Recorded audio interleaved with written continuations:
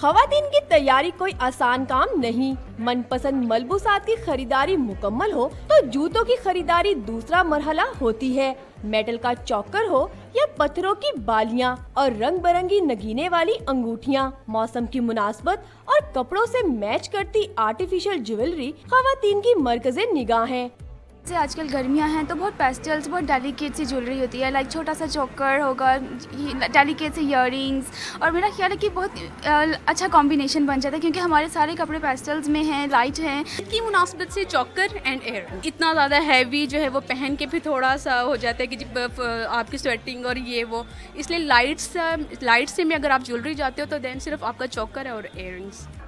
दुकानदारों ने भी जदीद रुझान को मद्देनजर रखते हुए ज्वेलरी की अच्छी खासी वैरायटी रखी हुई है ताकि जो खरीदार भी आए खाली हाथ ना जाए। चंकी ज्वेलरी भी है जिसमें बहुत डेलिकेट ज्वेलरी भी है और मेरा ख्याल है हर एज के लोगों के लिए इसमें कुछ ना कुछ है। खवातीन का कहना है कि जब तक मनपसंद ज्वेलरी ना हो जितना भी बन सवर ले सिंगार अधूरा ही रहता है। कैमरामैन मोहम्मद जलील के साथ किंजा मलिक, डॉन न्यूज़, लाहौर।